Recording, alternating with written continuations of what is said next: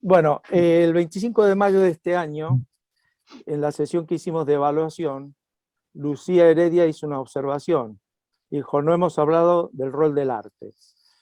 Ana Teveroski, muy atenta y motivada por el grupo, informó que Ambrosio Lacosta, que dirige un café literario en Huesca, había organizado una sesión dedicada a pestes, virus, epidemias y otras pestilencias, revisando un seleccionado grupo de títulos y autores. Nos planteamos si la literatura podía responder a este concepto de arte al que se refería Lucía. Bueno, ¿qué es arte? Todos sabemos que el cine se llama el séptimo arte. Y yo lo que hice cuando empezamos a darle vuelta a esto, digo, bueno, si es el séptimo, a ver quiénes son los sextos, los seis primeros. Y dice la arquitectura, la escultura, la pintura, la música, la danza, la literatura y la poesía. Y después el cine. La literatura y el arte.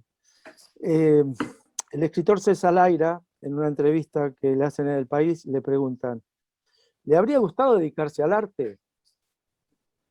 Y él responde, es lo que hice. Todo el espectáculo de las artes, la plástica, la música, la escena, el cine, se pueden hacer por escrito o soñar por escrito. Y no se pierde nada, al contrario, es pura ganancia. En un diálogo entre Borges y Vargas Llosa le reprocha una frase que dijo, muchas cosas he leído y pocas he vivido. Que es muy bonita, aunque parece nostálgica, le dice. Sí, muy triste. Parece que usted lo deplorara. Yo escribí esa cuando tenía 30 años y no me daba cuenta que leer es una forma de vivir también. Adolfo Bioy Casares dice, escribir es agregar un cuarto a la casa de la vida. Leer es la otra aventura. La primera es la vida misma. Bueno, las dudas quedan disipadas. Arte y de los mayores. Forma de vivir, aumentar tu mundo, los puntos de vista, una aventura, etcétera, etcétera. Esto, por supuesto, que lo leí después de un diálogo que tuvimos a tres bandas con Ana y Ambrosio para preparar esto.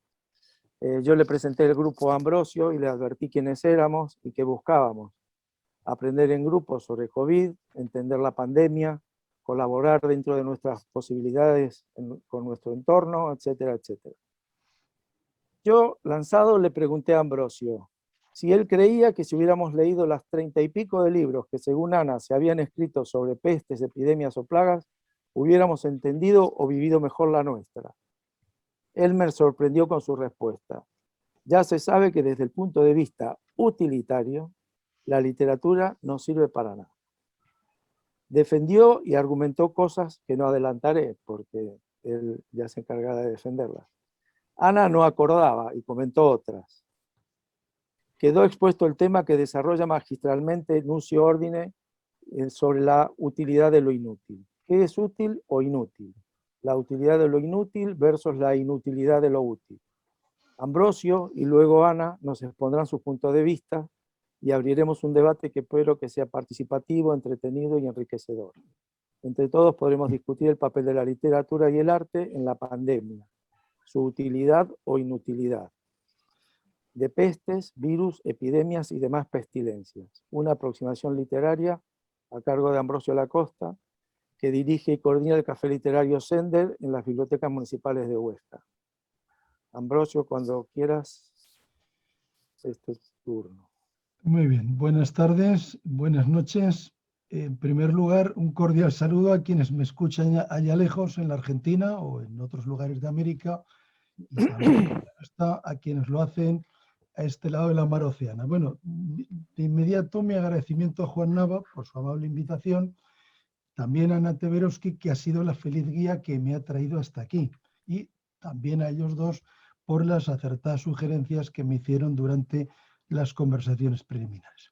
Y adelante carezco de formación científica, incluso incapaz de retener la mayoría de los términos de la medicina, sean propios de dolencias, síntomas, órganos corporales, diagnósticos o remedios curativos. Por eso decir, lo que voy a contar está en torno a la literatura, no la científica, sino la otra, la que podríamos llamar la literatura secas, en cuanto que se ocupa de las pestes y epidemias. Y también aquí tengo que admitir mis severas limitaciones de autodidacta. Yo me gano la vida con el derecho y la literatura no pasa de ser para mí una pasión, eso sí, arrebatadora. Bien es cierto que lo de ganarme la vida lo hago en un lugar en el que aletea por ser un espacio en el que habitó en vida el espíritu de Baltasar Gracián. Y ya que lo invoco, no estará de más recordar que la famosa afirmación del aforismo 105 de su oráculo manual, un libro que se imprimió en la ciudad desde la que les hablo, y aquella que dice que lo bueno, si breve, 2 veces bueno, debe completarse para entenderla cabalmente con lo que le sigue, es decir, y aun lo malo, si poco, no tan malo.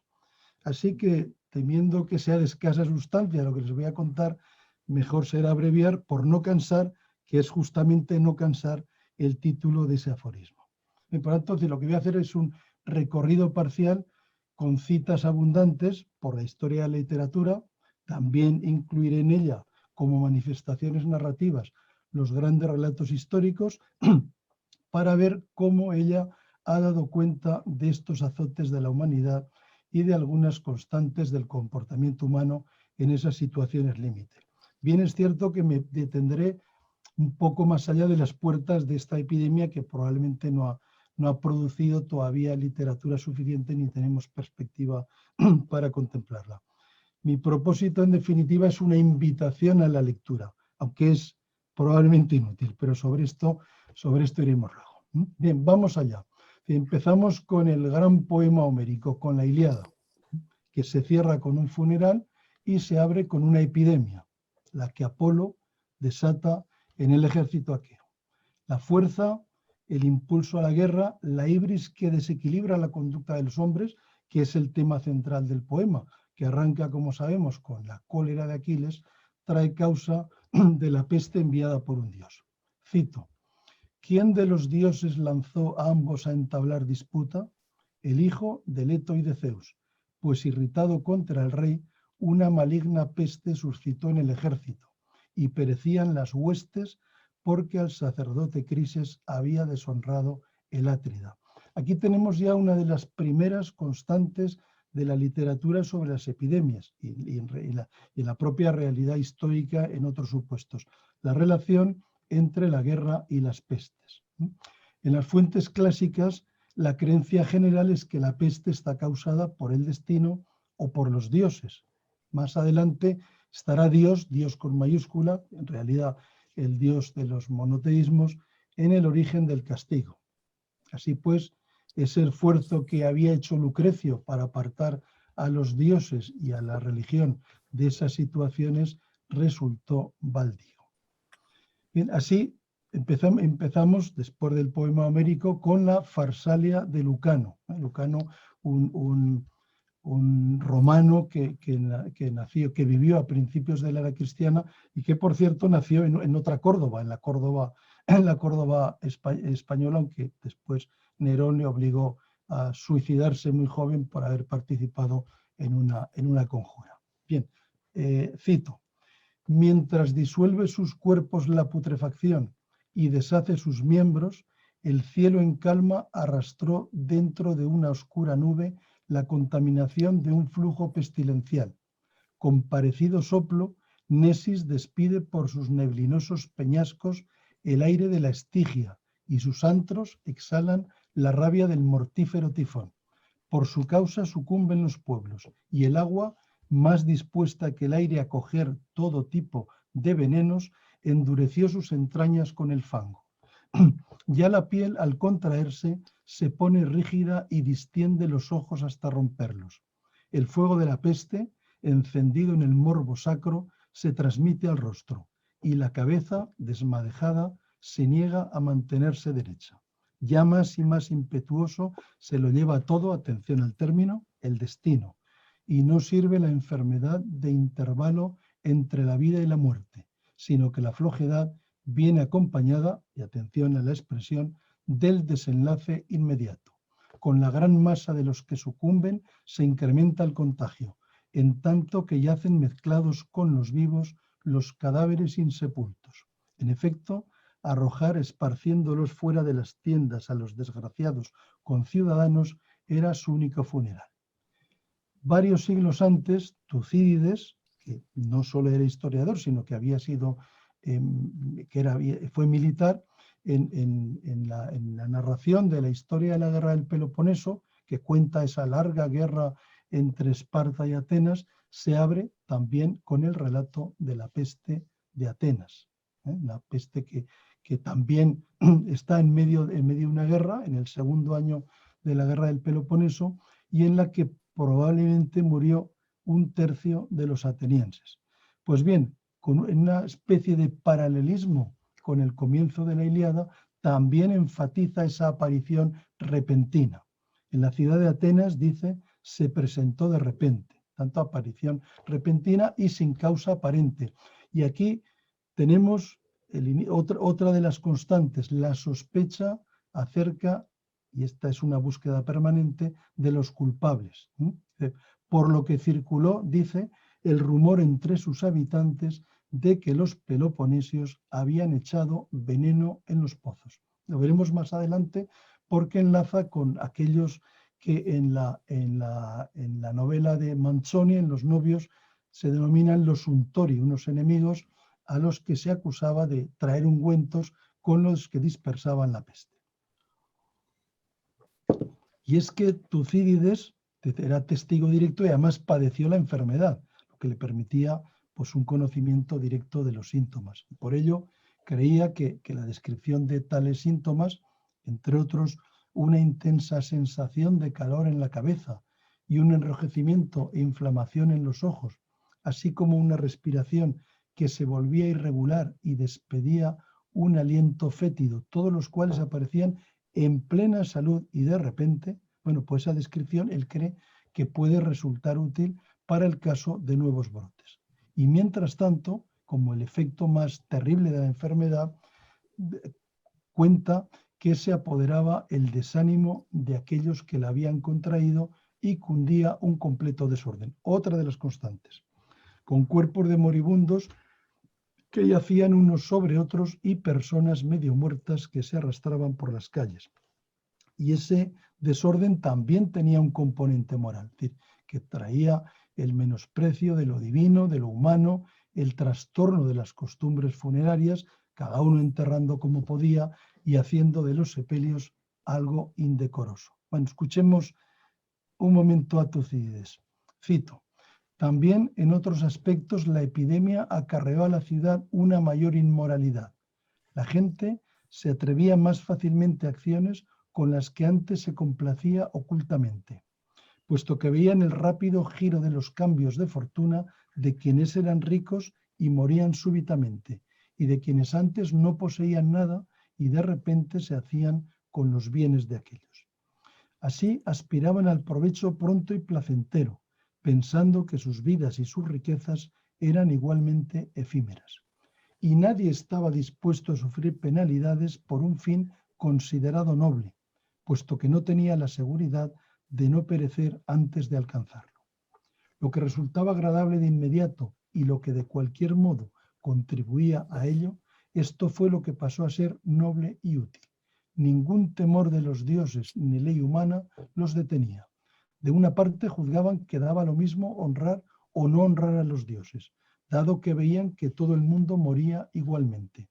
Y en cuanto a sus culpas, nadie esperaba vivir hasta el momento de celebrarse el juicio y recibir su merecido. Pendía sobre sus cabezas una condena mucho más grave que ya había sido pronunciada, y antes de que les cayera encima, era natural que disfrazaran un poco de la vida. Bien, no estará de más recordar que Pericles murió de esa peste de Atenas y con él probablemente también la democracia griega.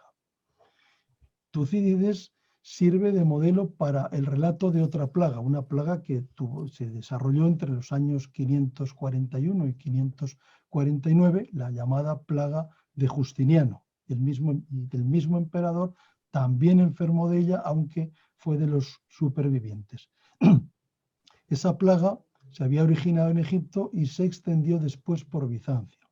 Y Procopio de Cesarea, que estaba allí, por tanto, otro testigo, puesto que era el secretario del general, del conde Belisario, dio cuenta de ella en el libro segundo de su Historia de las Guerras. Esa fue una epidemia que en sus palabras dice, estuvo a punto de acabar con toda la raza humana. Un desastre tan descomunal para el que, y vuelvo a citarle, no hay manera de expresar con palabras un motivo ni de concebirlo mentalmente, salvo que nos remontemos a la voluntad de Dios, otra vez Dios, pues no afectó a una parte concreta de la tierra ni a cierto tipo de hombres, ni se redujo a una determinada estación del año de donde pudiera haberse atinado con alguna conjetura acerca de sus causas, sino que se extendió por la tierra entera, se cebó en cualquier vida humana, por muy distintos que fueran unos hombres de otros, sin perdonar ni naturalezas ni edades. Y es que la diversidad de sitios donde habitaban y de maneras de vivir o de condiciones naturales o de actividades que ejercían o de cualquier otra cosa en la que se diferencia un ser humano de otro, eso, solo en el caso de esta peste, no sirvió de nada. Fin de la cita. Bien, otra cólera, en este caso distinta de la de Aquiles, aunque también mitológica, la de Juno provoca la peste de la isla griega de Egina, que Ovidio relata en el libro 7 de sus Metamorfosis. Aquí la epidemia, que también tiene ese carácter súbito que vamos viendo, comienza por los animales, como la que Virgilio había contado en las Geórgicas, y después empieza ya a cobrarse vidas humanas. Ovidio se detiene también, como otros, en los síntomas que nadie puede remediar, de modo, dice, que la muerte arremete con crueldad contra los propios médicos, puesto que cuanto más cerca están y más fielmente sirven a un enfermo, más rápidamente llegan a las filas de la muerte. El destino es implacable y tampoco sirve, a pesar de estar en el origen, no sirve el incienso ofrecido a los altares, los sacrificios, que son sordos a los ruegos. Y aparece de nuevo el caos y el desorden. Vuelvo a citar. Vi cadáveres abandonados ante las puertas de los templos, ante los propios altares, para que su muerte fuera más odiosa. Algunos se cortan la respiración echándose un lazo al cuello y ahuyentan con la muerte el temor a la muerte, adelantándose a llamar a un destino que ya es inminente. Los cuerpos entregados a la muerte son conducidos sin las tradicionales honras fúnebres. Ya no daban abasto las puertas de la ciudad para tantos funerales. O se dejan en el suelo sin enterrar o se arrojan sobre las altas piras sin ofrendas. Se ha perdido el sentido del respeto.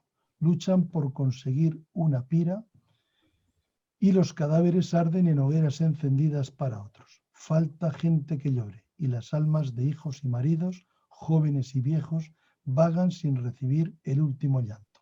Ya no hay sitio para las tumbas ni árboles bastantes para las hogueras.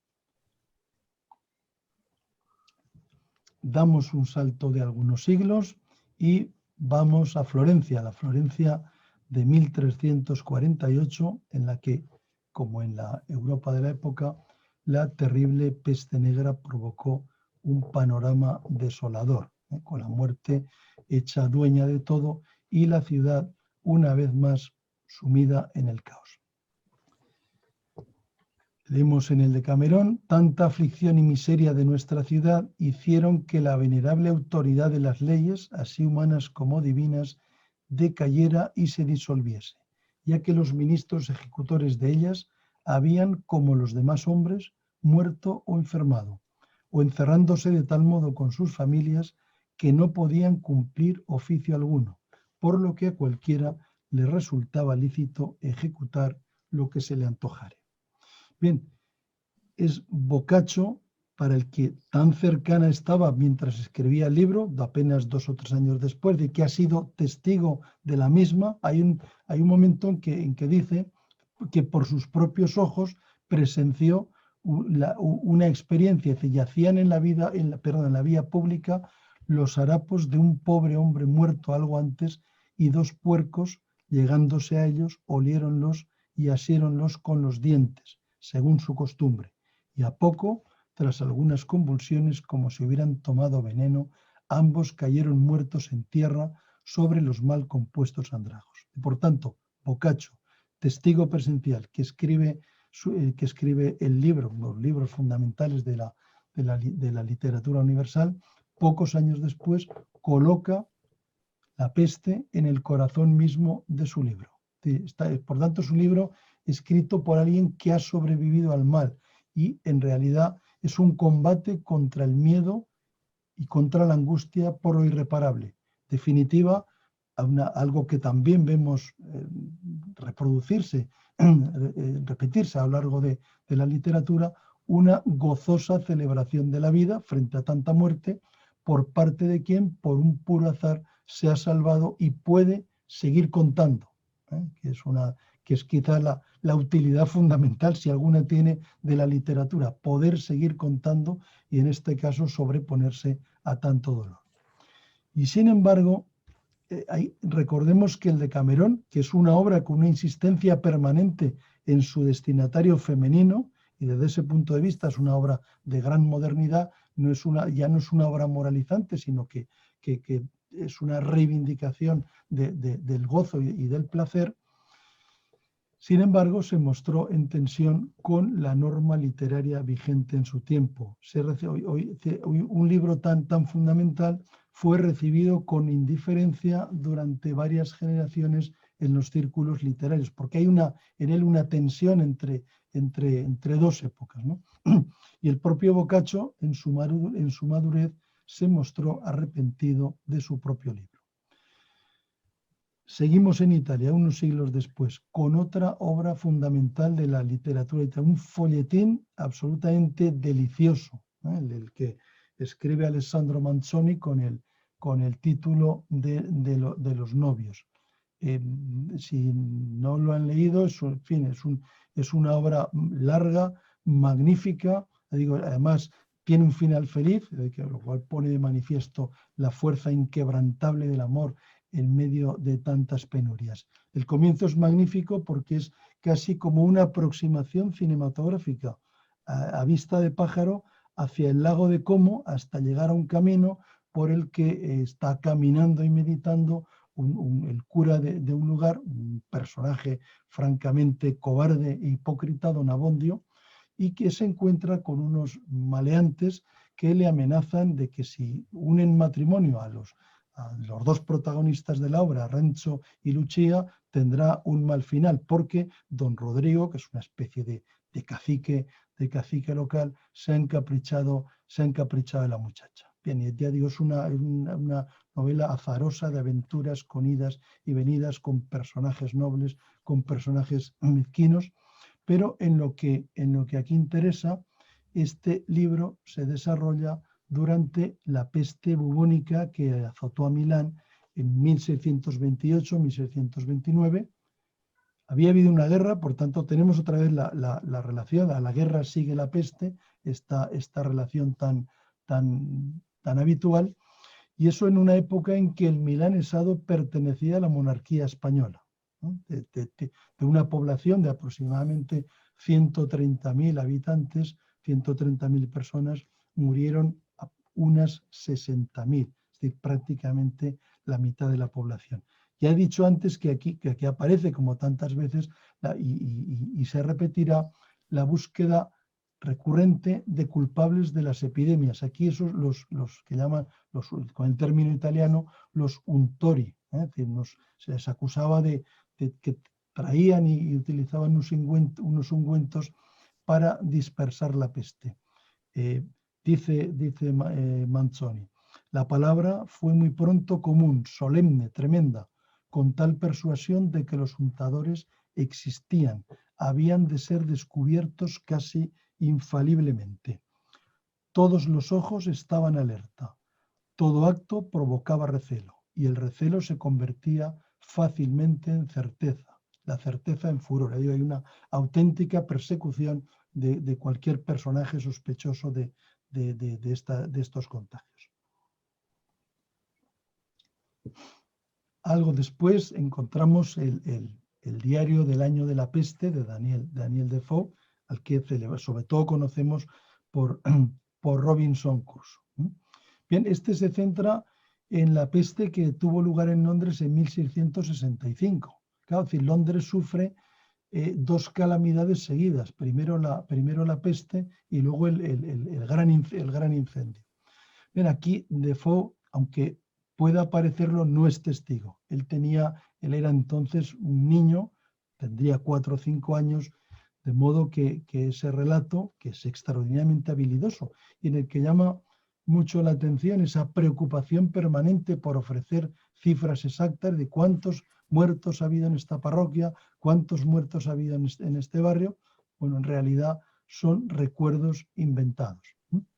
Aunque no pueden eludir una intención moralizadora. Aparece en distintas partes del libro que la peste tiene causas naturales, que se propaga por causas naturales, pero esas causas naturales no son más que un medio de aplicar un castigo divino por la iniquidad de sus habitantes. Hay que recordar también que Daniel Defoe, que se llamaba Foe, en realidad era un puritano, y en su novela referencia en Robinson Crusoe, que algunos, creo que fue Vázquez Montalbán, por ejemplo, el que lo señaló como el comienzo de una especie de triunfo literario del capitalismo, el inicio del capitalismo.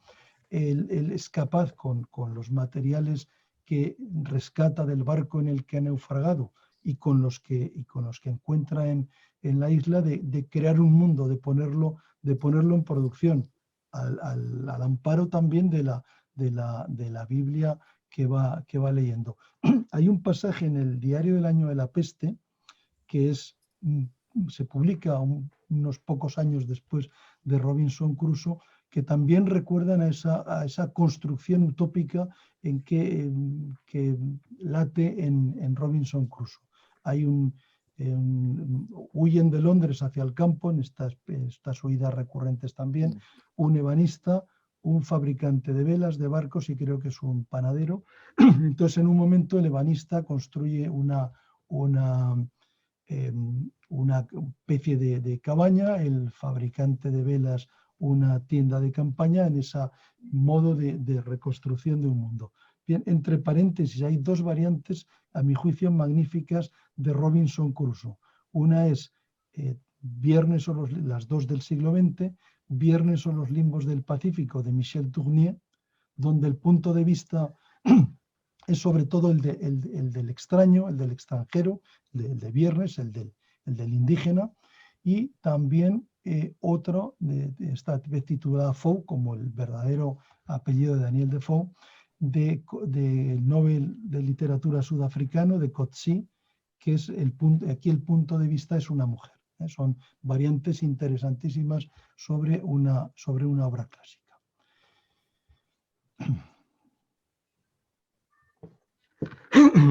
Bien, pasamos ahora a la maloliente laguna, a las mefíticas emanaciones de los canales, al olor dulzón y medicinal del aire cargado de miasmas, al funesto olor, al olor de la ciudad enferma.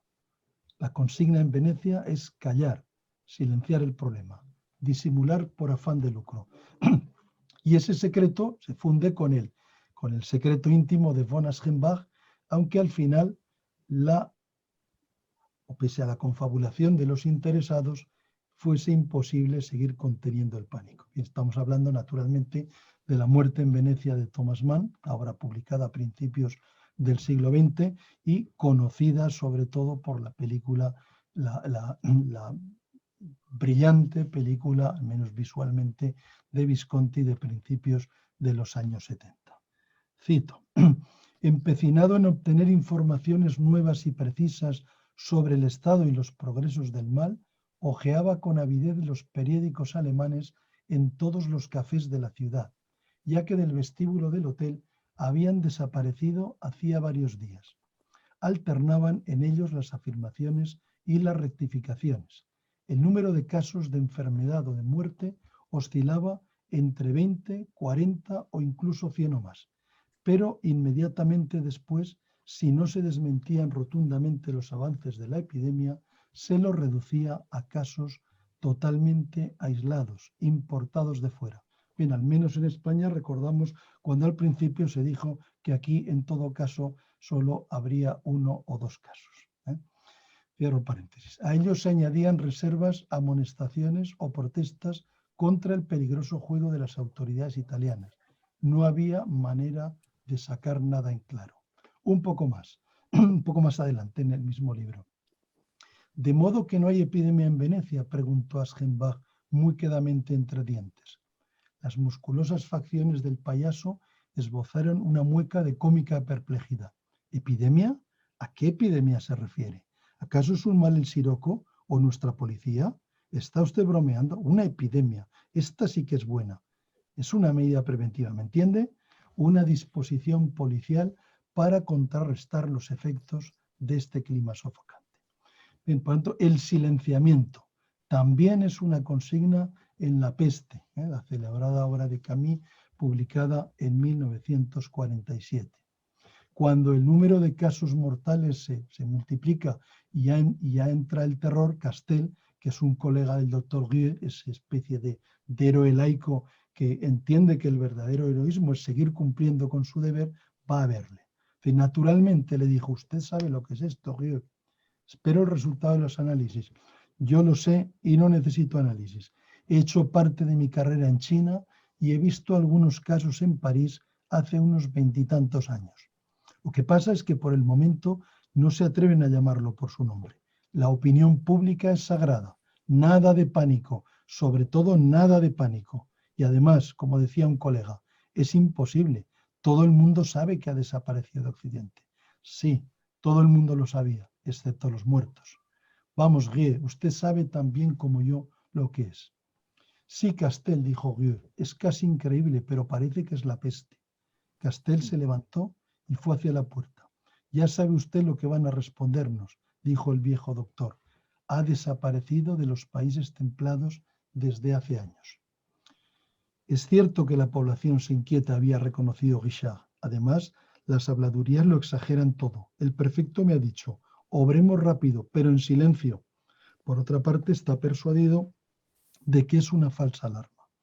La cuestión, dijo brutalmente el viejo Castel, es saber si se trata o no de la peste.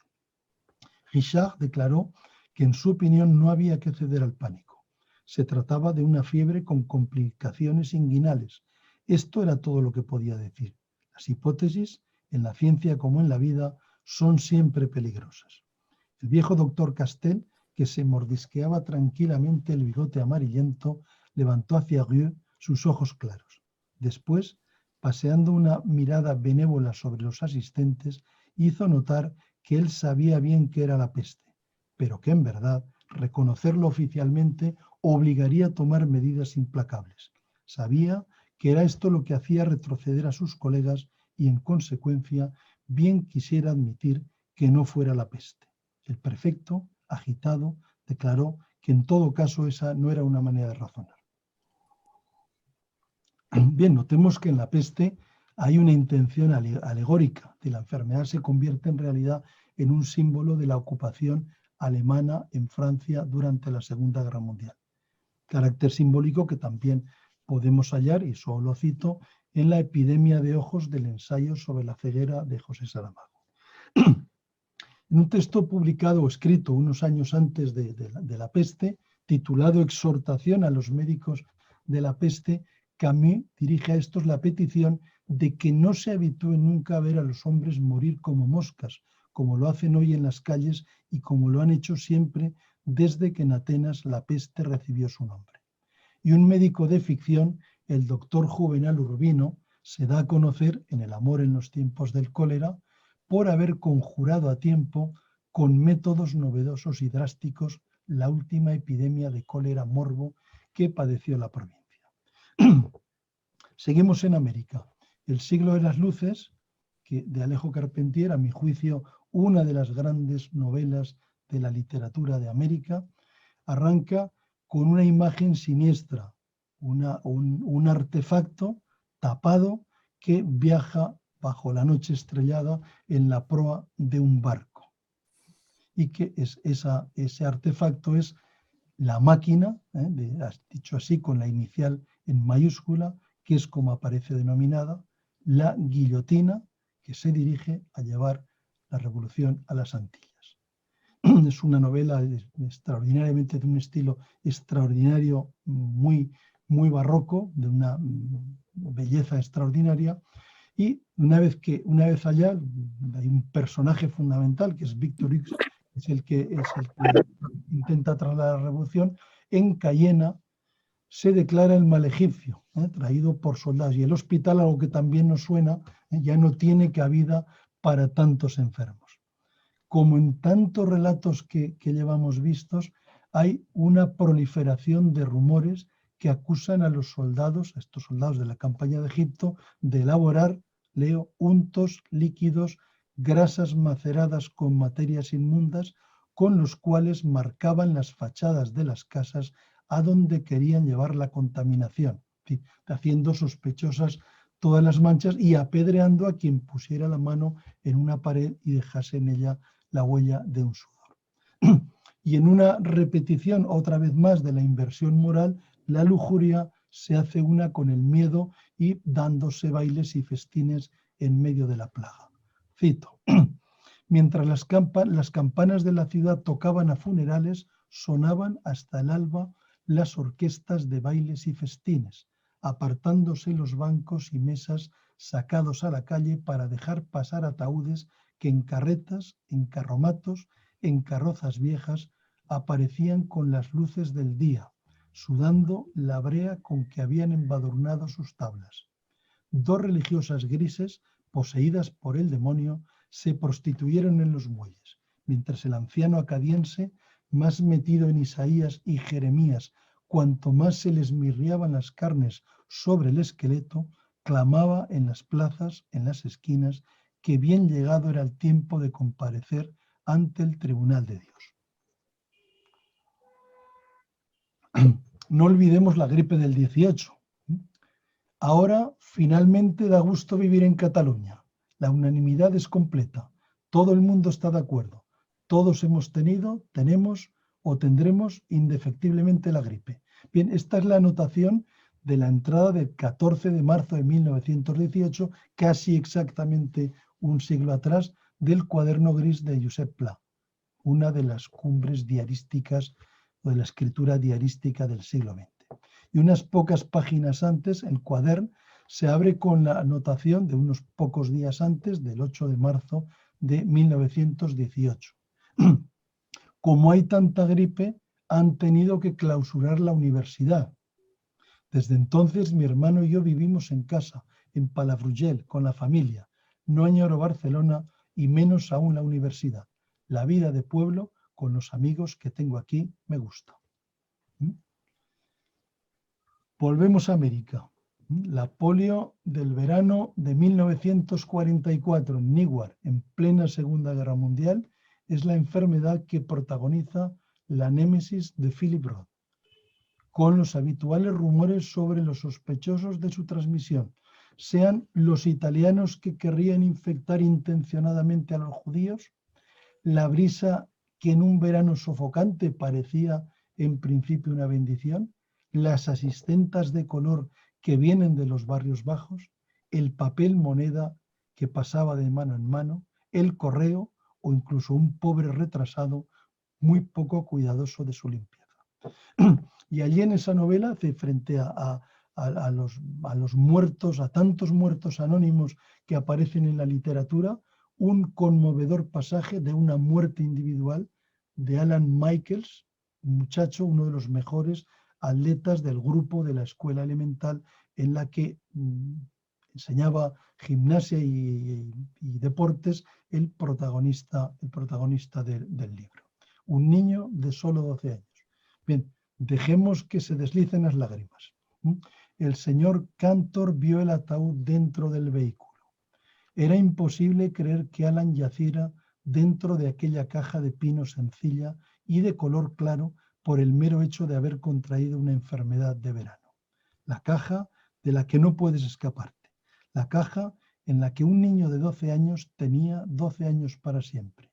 Los demás vivimos y envejecemos cada día, pero él sigue teniendo 12 años. Transcurren millones de años y él sigue teniendo 12. Bien, no olvidaré, siendo tantos de ustedes argentinos y sobre todo de Buenos Aires, la fiebre amarilla en Buenos Aires, que además de diezmar a la población, obligó a habilitar, tantos eran los muertos, el cementerio de la Chacarita, al que el gran Borges dedica la primera parte de su poema Muertes de Buenos Aires, que arranca así. Porque la entraña del cementerio sur fue saciada por la fiebre amarilla hasta decir basta, porque los conventillos hondos del sur mandaron muerte sobre la cara de Buenos Aires, y porque Buenos Aires no pudo mirar esa muerte, a paladas te abrieron en la punta perdida del oeste, detrás de las tormentas de tierra y del barrial pesado y primitivo que hizo a los cuarteadores. Por lo demás, otro argentino, Ezequiel Martínez Estrada, dedica un apartado de ese perturbador mosaico o microscopía de Buenos Aires, a la que califica de territorio cosmopolita incrustado como tumor canceroso en el cuerpo del país, dedica eso, ese apartado a los flagelos, en particular la fiebre amarilla de 1871, el cólera de 1867, 1868, 1886 y 1887, y la bubónica de 1900, que habrían venido del Paraguay ayudados por una suciedad máxima de la ciudad, que luego se corrigió pues, con el saneamiento propiciado por las autoridades. Bien, y terminaré con un libro que, en mi opinión, quedará como una de las grandes obras de la literatura contemporánea. Se trata de Crematorio, de mi admirado y llorado Rafael Chirves. Bien, Chirves en su obra se ocupa de la enfermedad, es un libro, digamos, de un radical pesimismo, sea esta enfermedad física o moral. Pero en esa novela hay un pasaje, uno de los mejores, en mi opinión, entre tantos excelentes, que tiene directa conexión con una peste. Y se alude a ella a propósito del relato del viaje que uno de sus protagonistas, Rubén Bertomeu, hace con su mujer ya muy enferma y entregada al misticismo del Kempis a Colmar, a Francia, para ver el retrato de Isenheim de Matías Grünewald. Cito: el retablo de Colmar, Silvia, el sufrimiento es la única forma en que podemos pagarnos a nosotros mismos, el sufrimiento como moneda de redención. No parece el mejor sitio para llevar a una enferma, ese Cristo monstruoso, enorme, con la piel amoratada y cubierto de pústulas, las manos deformes como de repugnante palmípedo salido de algún turbio pantano. Pero ella quiere ir. Leyó en la guía que el retablo había sido pintado para un hospital de monjes de San Antonio, en el que se atendía a los enfermos que causaba el tizón del centeno, l'argot de seigle, decía la guía, una enfermedad al parecer terrible provocada por el consumo de ese parásito del cereal y cuyos afectados sufrían hinchazón monstruosa del vientre y pústulas y llagas que acababan gangrenándose y causaban la muerte. Así se entiende mejor la precisión con que todos esos síntomas han sido pintados en el retablo. El repugnante individuo que contempla en una de las múltiples tablas la tentación de San Antonio desde el ángulo inferior izquierdo y que parece formar parte del ejército de diablos que mortifican al santo, es un enfermo evidente de la plaga que tomó la envergadura de una pandemia en la región. Se supone que el consuelo que los enfermos extraían del Cristo monstruoso era el de la identificación. El cuerpo del Señor llegó a ser en esos momentos tan repugnante o más que el nuestro, se diría. El retablo, que sin conocer esos datos parece complaciente, morboso, al descubrir su historia, se convierte en un estremecedor monumento a la piedad, decía la guía del museo. Bien, pues con este homenaje a Rafael Chirves, que quiere ser también un homenaje a la literatura y al arte, termino. Muchas gracias y si lo desean y pueden perdonar mi atrevimiento, espero ahora sus comentarios y observaciones. Bueno, yo creo que Ambrosio ha hecho un panorama tremendo de la literatura de la peste y muy como agradable todo su relato. que de alguna manera señalando todas aquellas cosas en común que ha ido viendo entre lo que hay en la literatura antigua o no tan antigua y la actual, pero está de alguna manera defendiendo la literatura en sí. Y ahí es donde Ana, de alguna manera, parecía que cuando él dijo, bueno, ya sabemos que la literatura desde el punto de vista utilitario no sirve para nada, Ana dijo, yo tengo otro punto de vista, y ahora le toca a Ana de alguna manera defender o bueno, hablarnos de su punto de vista. Y después, en todo caso, abrimos el debate entre todos.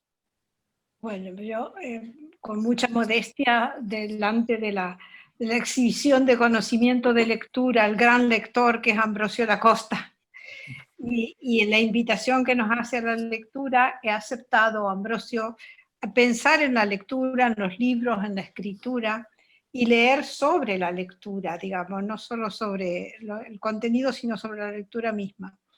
Entonces, siendo una práctica cultural tan amenazada hoy en día, vamos a hacer un elogio de la lectura en este momento, como has hecho tú. Y este elogio que has hecho, esta invitación nos muestra que se repite, ¿no? Que desde Tucídides ahora hay una repetición, los acusados, la culpa, el peligro, el miedo, la muerte, etcétera, ¿no? Entonces, digamos, cómo estas nociones se vuelven a repetir tanto y que el ser humano lo ha plasmado en los libros, entonces por eso tenemos esa lectura, en otros elementos abstractos también, como pueden ser las leyes o como puede ser incluso el dinero, digamos. Yuval Harari, el autor de Sapiens, sostiene, y yo estoy de acuerdo porque la antropología también lo corrobora así, que cuando hay una agrupación de seres humanos más allá de 150 individuos, es necesario que haya una comunidad, que esa agrupación es demasiado grande para que haya intercambio directo, que haya interacción directa, se necesita, digamos, alguna mediación, algún mito, algún relato para que intermedie entre esos seres humanos. Incluso no puede haber como herencia, digamos, la transmisión de padres a hijos no se da directamente, sino que tiene que haber algún relato, algún mito para que exista esa transmisión. Y eso se ve claramente en tu exposición en la lectura, donde sin la lectura no podemos darnos cuenta de cuánto es de repetida la amenaza, la guerra y la peste y la guerra en la historia de la humanidad. Entonces, digamos, el tema de los libros, la lectura y la narración misma, no, me ha llevado a pensar a mí que el relato no es una situación, digamos, no es exterior al ser humano, no es una representación exterior de la experiencia del ser humano, sino que más bien el relato, la narración, es una forma de conocimiento que nos hemos dado los seres humanos como una de las maneras que tenemos de explicarnos la vida, de explicación, digamos. Una es la lógica y la científica, que se guía por la verdad y los procedimientos empíricos, y la otra es la narración, que se guía por la verosimilitud del relato mismo. Esto no lo digo yo, lo dice Jerome Brunner, que es uno de los psicólogos importantes de la psicología cognitiva en este momento. La narración entonces no representa el mundo, sino que es la manera que tenemos de conocer el mundo, es esa lectura que tú has hecho, es nuestra manera que nos hemos dado de conocer el mundo. La otra manera es una explicación empírico-científica. Esta, la narración, dice Brunner, tiene una doble visión, la visión de la acción, pero la visión también de la conciencia, el paisaje de la conciencia. Y es esa lectura de la conciencia la que nos da, y ahora cito yo a Umberto Eco, en Lector y Fábula, la inmortalidad hacia atrás. Dice Eco, quien no lee a los 70 años habrá vivido una sola vida, la propia. Quien habrá vivido 5.000 años es que estaba cuando Caín mató a Abel, cuando Renzo se enamoró de Lucia, como tú citabas, cuando Leopardi admiraba el infinito. Dice, porque la lectura es la inmortalidad hacia atrás. Entonces, cuando nos preguntábamos, Juan, tú y yo, en esa conversación que tuvimos, la inutilidad o la utilidad de la lectura es la ilusión digamos, del saber la historia como manera de comprensión, y como diría Borges, no es la otra, o Borges, Livio y Casares y todos ellos, no es que sea una representación del mundo, sino que es el mundo, decía Borges. Y Borges mismo también se pregunta, y yo lo quiero citar aquí, cómo es que el ideal de las naciones está representado por los escritores. Y esto es importante porque efectivamente Inglaterra ha elegido a Shakespeare, Alemania a Goethe, Francia a Víctor Hugo, España a Miguel de Cervantes, Italia a Dante, Rusia a Dostoyevsky, y Borges dice Argentina ha elegido a Martín Fierro. Yo creo que es de modestia, pero hoy en día creo que Argentina querría elegir a Borges mismo como representante digamos, el ideal de un grupo, de una humanidad.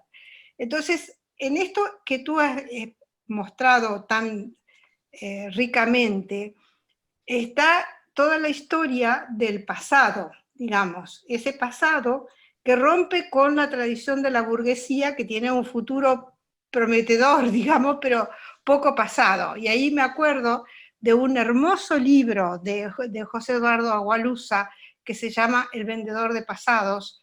Agualusa es un escritor de Angola, y es muy, muy interesante porque él inventa un personaje cuyo trabajo es vender pasados a la gente de la burguesía angoleña, que son empresarios, ministros, hacendados, generales, que tienen mucho futuro, pero poco pasado, o poco pasado aceptable. Entonces Félix Ventura construye una identidad falsa, les crea una memoria nueva, le da un nombre nuevo, les da nuevos antepasados, le da una familia que tenga un buen pasado. En ese sentido, yo creo que la lectura es muy buena porque nos hace reconciliar con el pasado, nos hace mostrar esa posibilidad, digamos, que tú nos dices, ¿no sirve? Sí, claro que sirve para por lo menos darnos cuenta de toda la historia de la humanidad, cómo se repite, cómo están, digamos, se han construido gracias a la lectura. No nos olvidemos que los primeros militantes de la clase obrera autodidacta, la inteligencia, digamos, alemana y europea en general, leyó por entregas semanales El Capital y fue armando el ideal socialista en esa lectura obrera autodidacta, que era una lectura, no una lectura fundamental, sino una lectura incipiente, digamos. Y cómo la mujer también comenzó leyendo sobre sí misma, y así para decir la mujer, la identidad, la noción de identidad, la noción de subjetividad, la noción de lucha obrera, etcétera, ha sido siempre producto de alguna lectura y de algún comentario entre la gente. Entonces yo creo que tú coincidirás en que la lectura sirve para muchas cosas, entre otras, ya te digo, para la construcción social, que es una de sus funciones, creo yo.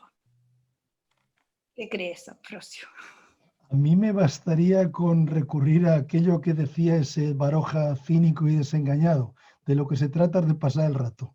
Y con la literatura se pasan buenos ratos. Bueno, aparte de eso, es verdad que sirve, creo que tiene la utilidad en producto inmediato, ¿no? Deja un pozo, sirve, lo vemos en el Decamerón, por ejemplo, es una consolación frente al dolor, nos permite intentar encontrar un sentido a la vida, buscar, aunque sea buscando quiénes son los responsables de nuestras desgracias. En definitiva, yo creo que somos seres narrativos, que necesitamos contarnos, que necesitamos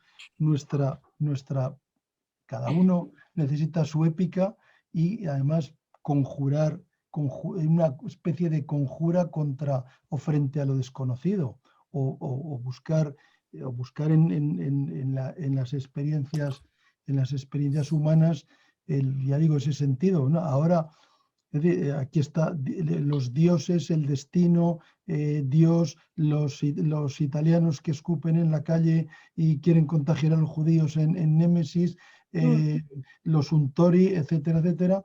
Y ahora, bueno, pues ahora buscamos a los chinos o la naturaleza que se vuelve contra nosotros por el daño que le hemos hecho. Siempre buscamos si no, probablemente la vida carecería, o pensamos que carecería, sí que carecería de sentido, ¿no? Que los grandes libros religiosos al final tratan de eso, de nombrar lo de Caín y Abel. Bueno, hay que buscar, aunque Caín es el gran constructor de ciudades, por cierto, hay que buscar el sentido del mal. ¿Por qué aparece el mal en el mundo?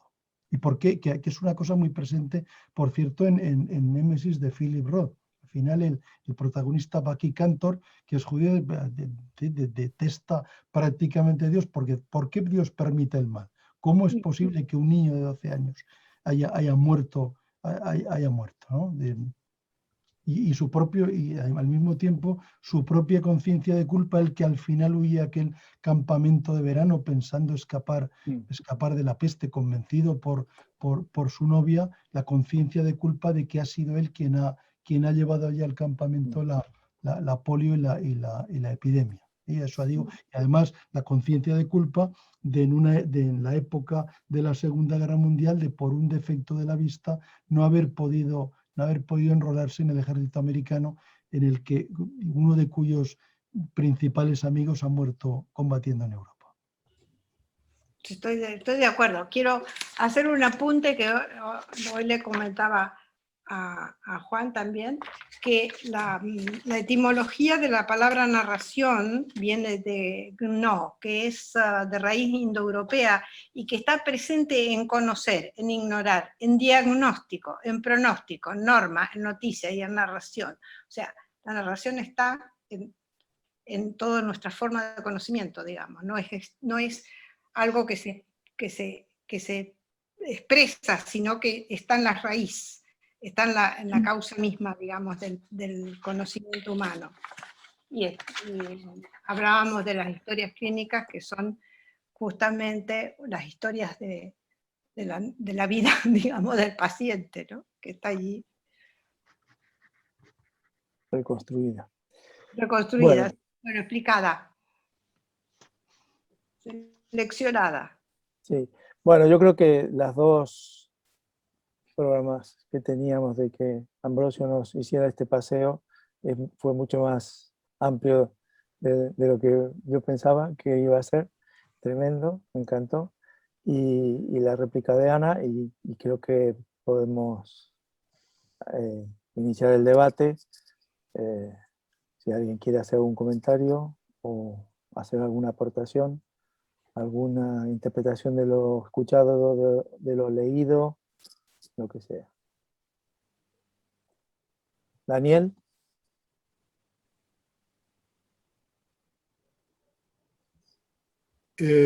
A mí me gustaría vincular esta hermosa presentación de Ana y Ambrosio con la pregunta que nos hacíamos y tratábamos de responder, o los ponentes trataban de responder, ¿qué nos hace hombres a los hombres?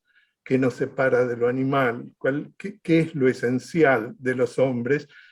Y que es tan importante el descubrir que no está relacionado con los cromosomas tanto como está relacionado con esto que es el habla, la comunidad, la construcción de un pensamiento que se va complejizando en la medida que la sociedad va construyendo toda una historia. La palabra escrita, eso nos hace hombres, ¿no? La construcción de las universidades, la religión, la política, todas las instancias que construyen lo que somos, la civilización.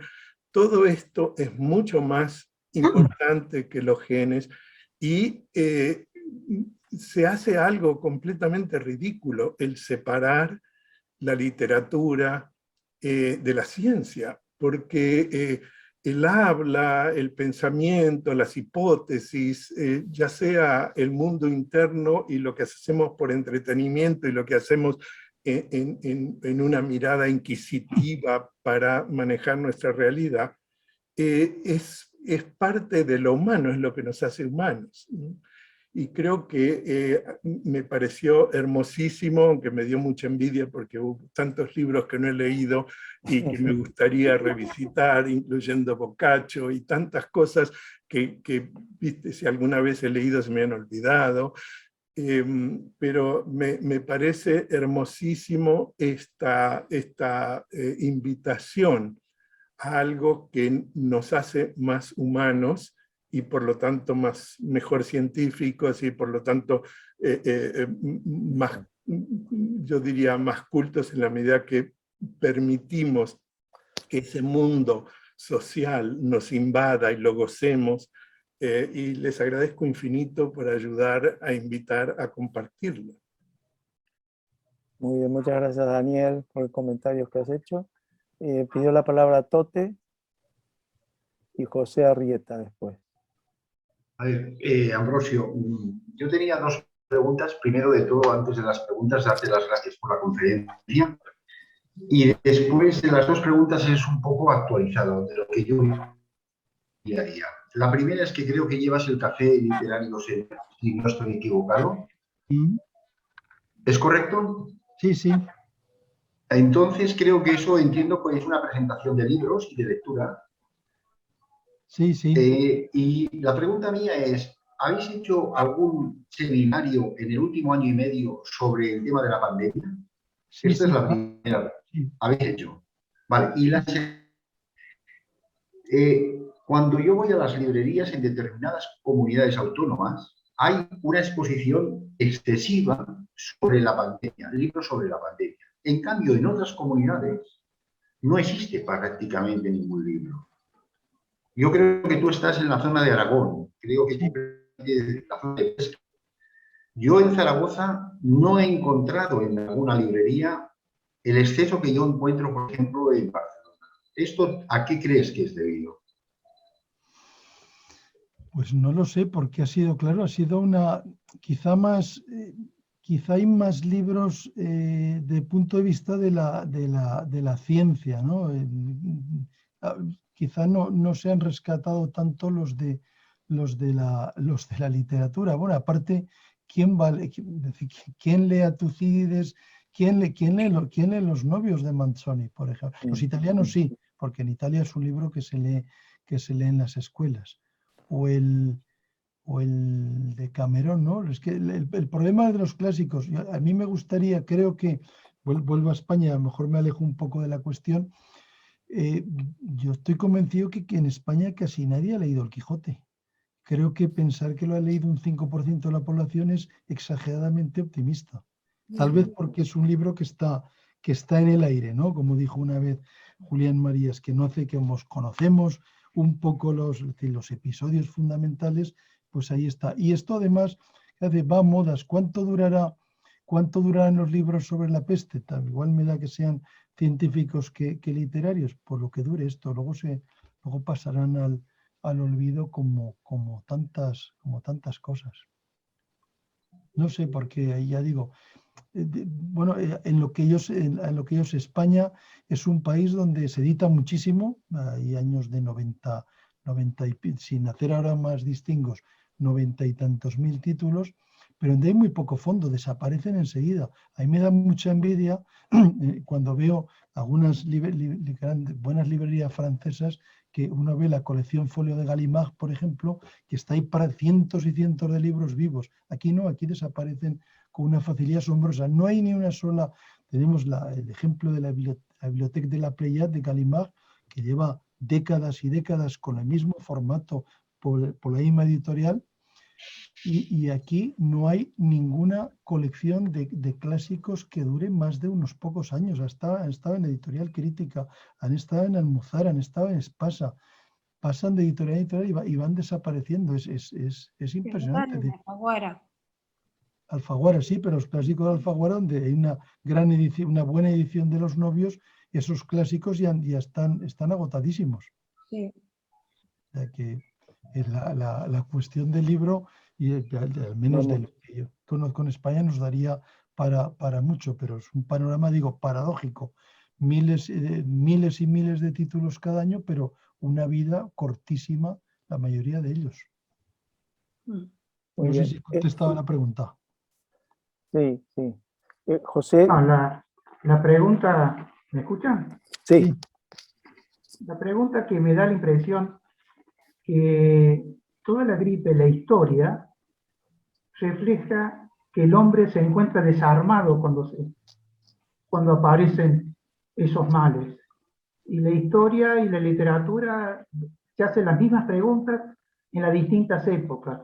Nosotros mismos, al principio, prácticamente no creíamos en la pandemia y estamos desarmados. Esa es la pregunta que le hago a Ambrosio. La literatura habla en su presente, la angustia y la culpa al otro, creyendo de que no existe. Y la historia me da la impresión que pasa por ahí. Este presente, lo único que hemos tenido capacidad de asombro y empezamos a desconfiar de que existe la pandemia. Esa es la pregunta que le hago a Ambrosio. Sí, bueno, y supongo que seguirá en la nota que mandé al principio, está el cierre de la peste de Camus, que recuerdo. Ya digo que es una novela que es alegórica, porque en realidad está ocupándose valga la redundancia, de la ocupación de Francia en la Segunda Guerra Mundial. Oyendo los gritos de alegría que subían de la ciudad, cuando y ahora ya también da la sensación de que esto ya pasó, se llenan las terrazas de los bares, se llenan las calles, empiezan los viajes. Rouet tenía presente que esta alegría está siempre amenazada, pues él sabía que esta muchedumbre dichosa ignoraba lo que se puede leer en los libros, que el bacilo de la peste no muere ni desaparece jamás, que puede permanecer durante decenios dormido en los muebles, en la ropa, que espera pacientemente en las alcobas, en las bodegas, en las maletas, los pañuelos y los papeles, y que puede llegar un día en que la peste, para desgracia y enseñanza de los hombres, despierte a sus ratas y las mande a morir en una ciudad dichosa.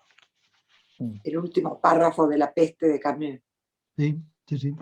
El final. Sí, pero inclusive Tal Camus cual. dice que en la Tal ciudad cual. feliz las ratas se van a buscar a otros lados para que aparezca la peste. Así No, lo no, interpreto yo, ¿no? no.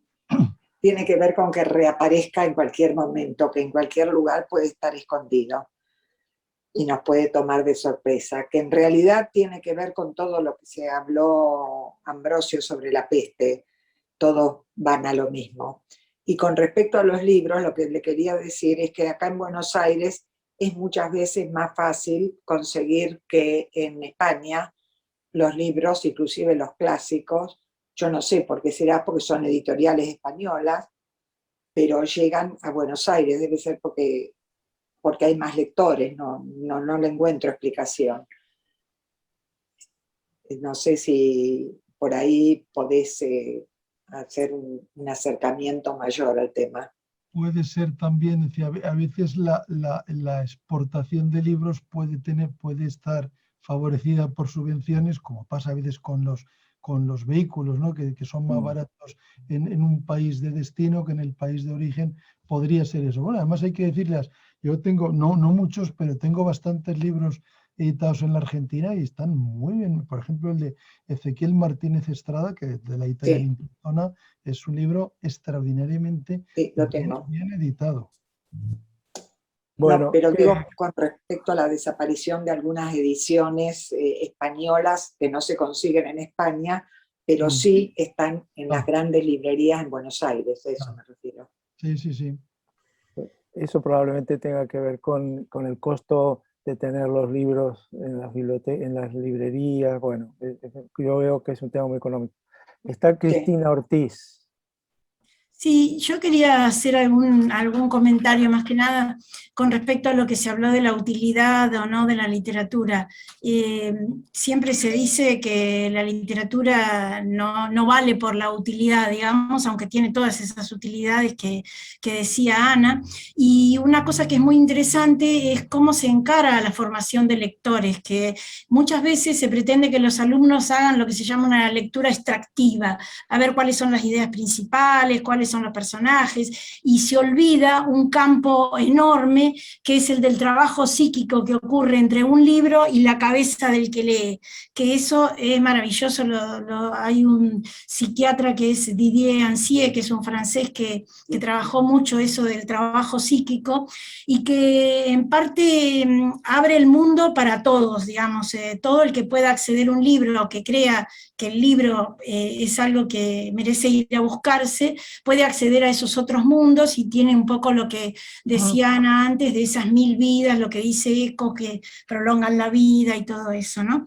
Y la otra cosa es con respecto a cuánto tiempo tiene que pasar entre una pandemia y que se pueda escribir, porque muchos de estos textos, la ficción, ¿no? Porque por supuesto la literatura científica se escribe a mares, pero ¿cuánto tiempo pasa hasta que la ficción toma un tema que se está viviendo en ese momento?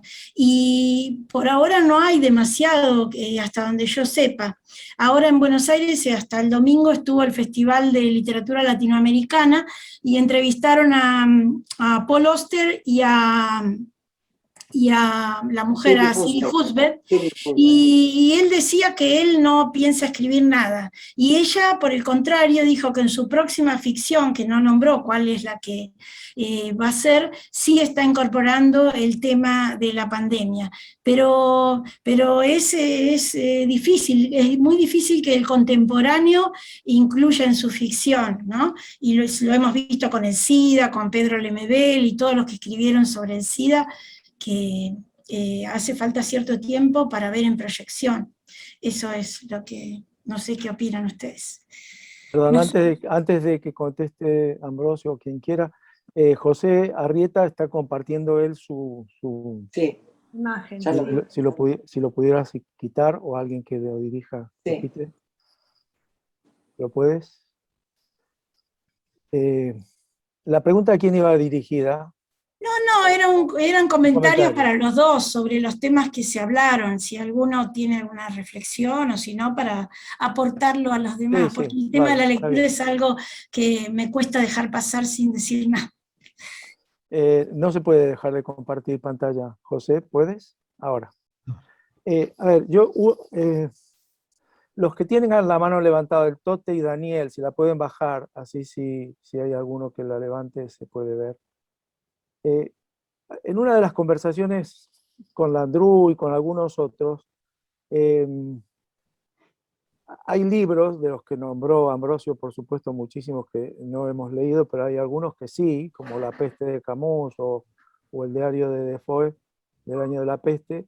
Y Landru me decía, yo lo leí cuando tenía 20 años, después cuando tenía 30 o no sé cuándo, y ahora sí lo leo y siempre lo veo diferente, ¿no?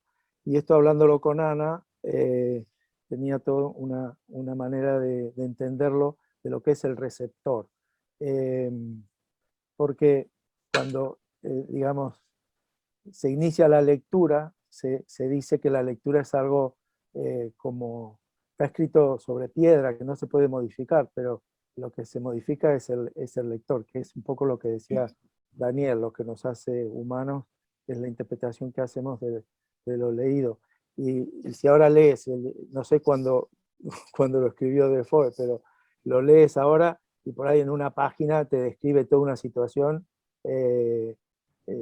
digamos, de valores, de vida, de las fake news que circulaban en el momento, de cómo la gente sufría, de cómo se atribuía la peste a un castigo divino, o sea, y es una página que nosotros, claro que lo hemos vivido ahora también, pero que quiero decir que es verdad que muchas cosas se repiten. Pero no sé si Landru o alguno de los que haya leído alguno de estos libros en su época juvenil, si lo leemos ahora, ¿cómo lo leeríamos? No tenés razón, absolutamente distinto. Cada década, cada año que pasa es distinto. Sí, A mí me pasó mucho, por ejemplo, nada que ver con la peste, pero con Dostoyevsky, por ejemplo, que lo leí por primera vez en la adolescencia. Y cuando le leí de adulta, era otro libro directamente. No era otro libro, era el mismo. eras vos. Yo era otra. Sí. Coincide con lo que estás diciendo. Sí, no sé, Ana, si querrías explicarlo, no sé, bueno, lo dejo abierto. Las condiciones de la recepción marcan muchísimo el tipo, digamos, de interpretación que se hace sobre la lectura. Hay un trabajo muy bonito del hijo de Natalia Ginsburg, de Carlos Ginsburg, que justamente habla de eso en El queso y los gusanos, ¿no? Digamos, cómo la condición cultural, la condición social, la condición histórica de la gente te determina un tipo de lectura u otro tipo de lectura. Por eso dice Borges, los libros son inmortales, porque la gente va cambiando, y entonces los lectores se van renovando y el libro siempre permanece, ¿no? Efectivamente es inacabado, por lo tanto, de alguna manera nosotros ponemos la interpretación. A mí me gustaría hablar de un fenómeno muy particular en Estados Unidos, que es la destrucción de los libros. O sea, la gente se deshace de las bibliotecas, en la biblioteca pública ya no aceptan libros, y los libros se reciclan para hacer papel, bolsas o lo que fuera, libros de toda literatura, y creo que no debemos borrar de nuestra cabeza el hecho de que la invención de Gutenberg cambió el mundo completamente. Muchos hablan de eso y han estudiado muy bien cómo cambió la política, la cultura, todo. Y ahora la Internet está cambiando el mundo y también está suprimiendo y haciendo que el capítulo de los libros y las palabras de Borges quizás hayan sido muy apropiadas cuando él las dijo, pero que en este momento lo que está cambiando el mundo ha dejado de ser lo que la gente lee, y así como tú decías, Ambrosio, que muy pocos han leído El Quijote, te vas encontrando con un mundo donde llegas a su casa y que no hay biblioteca. Entonces, sí creo que lo tenemos que pensar y considerar como una nueva variable, triste y compleja, pero digamos, mucho peor que lo que Ray Bradbury en Fahrenheit 451, que los libros se van a quemar. Bueno, ahora hablamos de un peligro peor que el de totalitarismo, es que se abandonen, ¿no? Juan, ¿puedo intervenir? Cambia, no por estoy de supuesto, acuerdo. es que estaba silenciado, sí, sí. Cambia el tipo de lectura, pero no deja de haber lectura, ojo, que en internet tienes que leer, que en la televisión tienes que leer, al contrario, la lectura ha aumentado muchísimo, muchísimo. Lo que pasa es que no ha aumentado al mismo tiempo la lectura profunda, que es de lo que estamos hablando, que es otra cosa. Una lectura literaria es una lectura profunda y eso a lo mejor no ha aumentado, pero la lectura en sí, como tal, ha aumentado muchísimo. Como la alfabetización de todo el mundo, ¿no? O sea, es evidente, no va a pasar Fahrenheit 451, eso no va a pasar. Ahora, que no tenga el formato del libro, posiblemente vaya cambiando, eso sí. Ana, ¿me permites hacerte una consulta? Sí, adelante. Hola, un gusto a todos, soy Ivana de Marcos Paz, Buenos Aires. Ana, en un momento durante tu exposición dijiste que la práctica de lectura estaba amenazada. Yo también pensé en un principio que te referías a esto de que cada vez se lee menos. Entonces, ¿a qué te referías cuando decías que es una práctica amenazada? A la lectura literaria me refería, no a la lectura no informativa. La lectura informativa es una lectura que ha aumentado, pero la lectura literaria sí ha cambiado, ha disminuido. Bueno, es menos, menos promovida, digamos. Puede ser también que hayan aparecido tantas formas de leer y además tantas nuevas intenciones, ¿no?, de lectura. Capaz que antes la lectura literaria era lo que más abundaba y tal vez la lectura científica o de otras disciplinas era reducida para un grupo de personas más acotadas, si se quiere. Me parece que en la actualidad la mayoría de las personas, y no todas, por supuesto, pero están leyendo distintos formatos y distintos temas, ¿no? Distintas disciplinas, no solo la literatura. Capaz que se abre tanto el abanico de posibilidades y bueno, la literatura tal vez ocupa menos espacios que antes, pero la gente lee, ¿no? Claro, por eso es tan importante la invitación de Ambrosio y la muestra que nos ha hecho de todo lo que él ha leído, el gran lector, porque nos muestra la repetición de la historia, ¿no? O sea, desde ahora estamos en lo mismo, ¿no, Ambrosio? Sí, bueno, claro, cambian es verdad que se lee, hay muy pocos analfabetos, por suerte, cambian los sistemas de lectura, quizá en la literatura, que requiere como condición quizá la soledad, el silencio y el tiempo, ¿no? Como manera de que eso se vaya asimilando, que vaya permeando, que vaya dejando un pozo. Y por eso en ese sentido defiendo la inutilidad de la literatura, que algo que no tiene efecto inmediato, porque además al final también creo que los libros en realidad nos encuentran a sus lectores. Y como decía Proust, uno cuando está leyendo libros fundamentales se está leyendo a sí mismo, es como si se estuviera mirando en el espejo.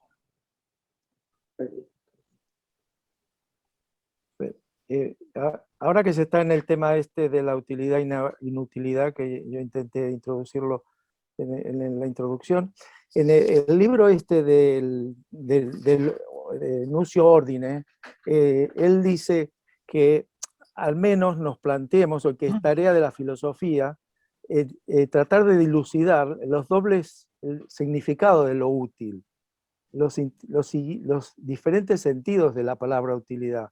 Y yo, cuando presenté al grupo y le hice la pregunta esta a lo bestia Ambrosio, ¿tú crees que si hubiéramos leído lo hubiéramos interpretado mejor? Y me dijo, olvídate.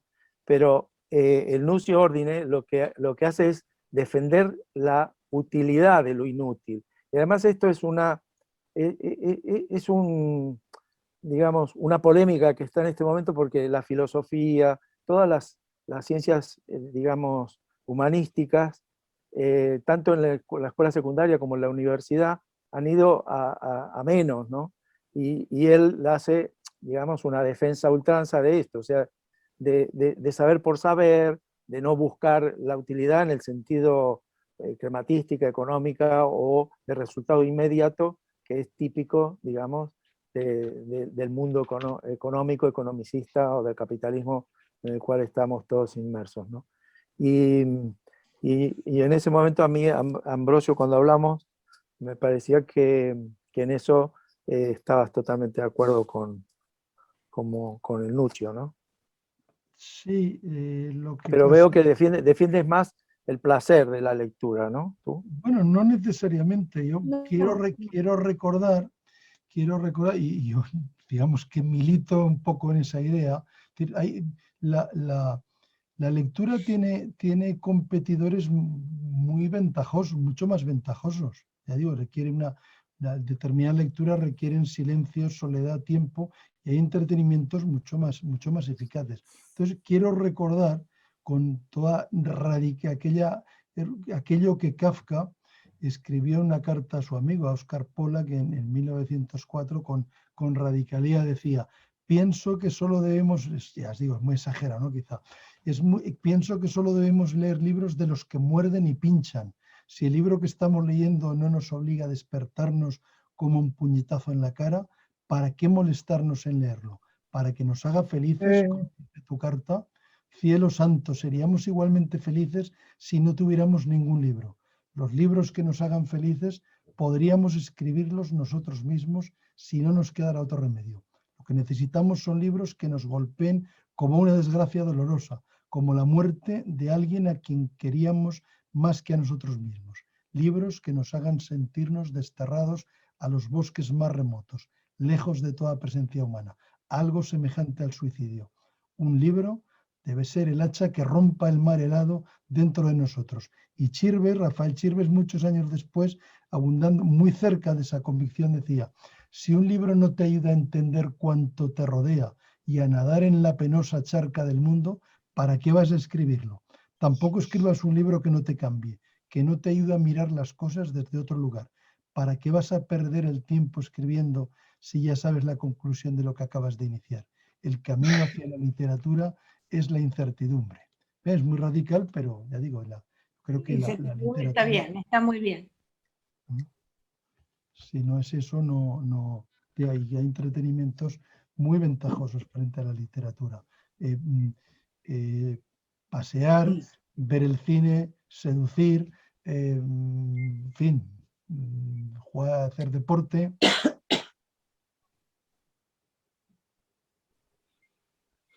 ¿Alguien quiere decir alguna cosa más? Liliana, vale. Yo creo que todo vale. Vale lo que te hace, lo que te gratifica, lo que te entretiene, lo que te golpea, digo, en términos de literatura, ¿no? Y el placer, esto que decía Ambrosio, que hay tantas cosas que se usan por ahí más que leer, pero es un placer muy cómodo, porque un libro se puede llevar en una mano, se puede leer en cualquier lugar, no necesita ningún enchufe, no necesita nada. Daniel, lo que se están perdiendo los norteamericanos, deshaciéndose de sus bibliotecas. La verdad es que creo que todo vale. Los libros valen para viajar, para conocer, para imaginar, para equivocarse también. Todas hemos leído acerca de los príncipes azules, hasta que nos dimos cuenta que esos príncipes eran cianóticos y no valían la pena. Pero mientras tanto, lo vivimos. Así que gracias, Ambrosio, por despertarle a las personas el bichito de la lectura, y gracias por este increíble paseo para vernos reflejados en siglos y siglos para atrás, en el miedo, en el pánico, en el horror. Estos últimos años, este tiempo de pandemia, por suerte no leí acerca de pandemias. Ya tenía bastante con la vida, pero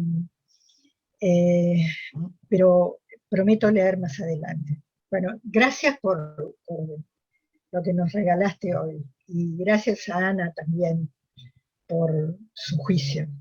Gracias a todos los que leyeron y lo tradujeron. Yo me parece ver a Lucía Heredia. ¿Estás ahí con Aide Laruso? La promotora del arte. Sí, tendrás que ver en el vídeo porque... Parece que está en Buenos Aires, ¿eh? Ya lo sé, pero no, me parece que al principio no estaba.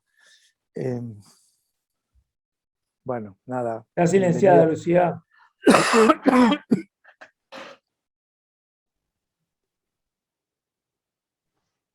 Yo soy Landru, que quiero dejar una una mínima reflexión. Adelante, Landru, adelante. Después Lucía. Una de las preocupaciones, de las reflexiones en realidad, que me han asolado en los últimos meses, es que yo estaba convencido que algún día iba a donar todos mis libros a la biblioteca pública de mi barrio. Pero resulta que dicen que no los aceptan los libros en las bibliotecas. No los quieren. No. Y entonces esto me ha generado una preocupación que todavía no he podido solventar. Si alguno me puede ayudar, les agradecería.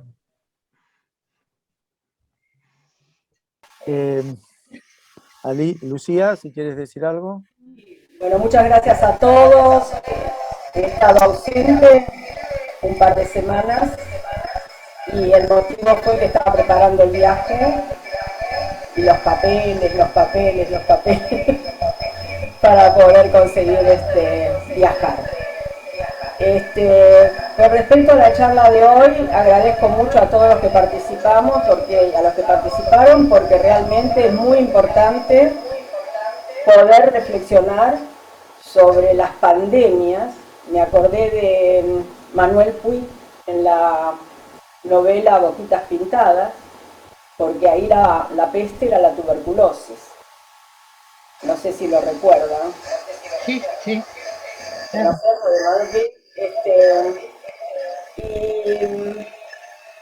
No, yo soy más optimista con respecto a la juventud. Yo creo que los chicos siguen leyendo, los veo con libros en las manos. Bueno, allá en Riverdale, donde vivo yo en New York, la biblioteca sigue recibiendo libros donados. Y lo que se acostumbra a hacer es dejar libros en los colectivos, en el subte, y siempre alguien lo recoge. Esa también es una muy buena forma de circular los libros, ¿no? Bueno, eso es todo. Muchísimas gracias por esta reunión. Porque sí, la exposición que hizo Ambrosio nos invita a releer o a leer libros que aún no hemos leído. Muchísimas gracias, Ambrosio. Muchas gracias. Gracias, Aide. Sí. Bueno, hay un comentario que hizo Liliana sobre que no has querido leer o no te has incitado a leer, pero diga, hay mucha gente que tampoco se ha querido conectar al Zoom, porque, digamos, tener la pandemia, sufrirla y después conectarse al Zoom, les hacía sufrir, y esto yo creo que es verdad. Y hay otra cosa que comentamos con Ana, el tipo de literatura, que el mundo ha cambiado y lo que se escriben ahora son libros no tan tocos, no tan grandes, porque la forma de entretenerse o de lectura es diferente. Digamos, leerse un libro de 700 páginas, esto mismo lo comentó Ruth Domene, que los libros que le encargaban eran de 150 páginas, porque la gente quiere leer, integrarse y lecturas más sintéticas, ¿no? No sé esta tendencia, Ambrosio, tú si la ves o no. Pero también ocurre que no...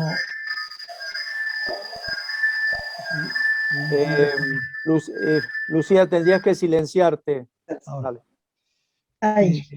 que digo que en un mundo de imágenes, las descripciones que había en las novelas del siglo XIX, Balzac, por ejemplo, que describía las casas, las estancias, los muebles, ya son inútiles. En el discurso de recepción del Nobel de Patrick Modiano también está contando por qué ahora, es decir, la memoria, a diferencia de la época de Proust, ¿no?, que hace esa grandísima reconstrucción del tiempo pasado, ahora las memorias son fragmentarias, entonces ya no dan lugar a esas creaciones ciclópeas, sino que esa misma fragmentación da lugar a libros más pequeños. Lo paradójico es que esto que llamamos bestsellers son gigantescos, ¿no? Es decir, ¿qué necesidad hay de escribir 800 páginas?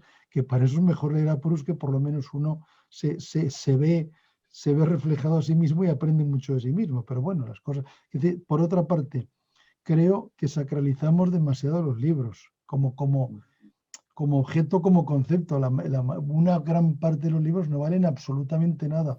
Aunque pasaran por el fuego de Ray Bradbury, tampoco pasaría nada. No hace falta tampoco eso, ¿no? Pero hay libros y libros, y buena parte de ellos no valen absolutamente nada. Que tampoco quedará, no sabemos lo que quedará, porque eso es muy difícil de saber qué es lo que va a permanecer, pero bueno. Bueno, yo creo que estamos llegando al fin. Si alguien desde Argentina quiere cerrar la charla y agradecerle a Ambrosio y a Ana. No, yo quería hacer un comentario. Yo quería hacer un comentario para el Andrew, que hay un detective que vivía en Valvidrera, que, bueno, le daba una utilidad concreta a los libros. Y por ahí, Andrew, no te sobran libros, te faltan hogares de fuego. No me sobran libros, me faltan fósforos.